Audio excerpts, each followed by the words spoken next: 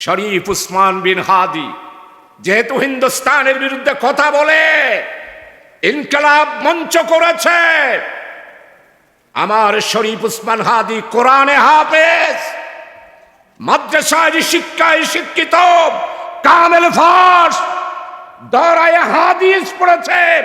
আমার শরীফ উসমান বিন হাদি শহীদ, সেই বুঝতে পেরেছে এই দেশকে যদি আমরা রক্ষা করতে হয়, আধিপত্যবাদী হিন্দুস্তানি ধর্মনিরপেক্ষতাবাদী সেকুলার ইসলামের দুশ্মন থেকে যদি বাংলাদেশকে বাঁচাতে হয়, আমাদেরকে লড়াই করতে হবে।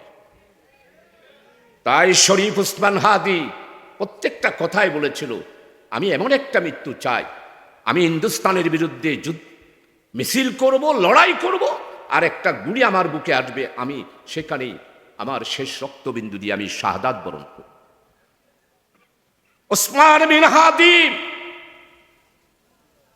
শহীদ, তাকে কে মেরেছে আমরা চিনি। তোমরা 54 বছরে এইভাবেই আমাদের দেশপ্রেমিক লোকদেরকে তোমরা হত্যা করেছ।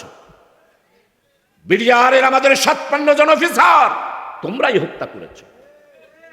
এরপরও আরে ভিতরে ভিতরে হনিকায় হনিকায়, গুফনে গুফনে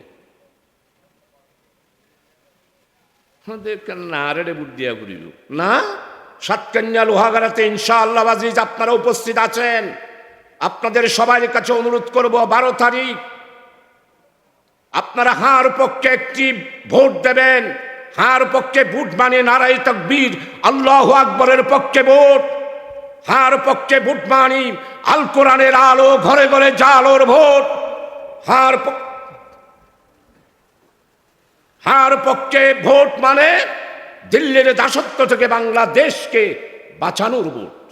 হার পক্ষে ভোট মানি 25 বছরের গোলামীর দাসত্বের চুক্তি থেকে 54 নদীর উপরে বাঁধ দিয়ে তিস্তা ফারাক্কা সব হিসাব নেওয়ার জন্যেই বাংলাদেশের 18 কোটি মানুষ ঐক্যবদ্ধ হওয়ার ভোট হলো হার পক্ষে ভোট।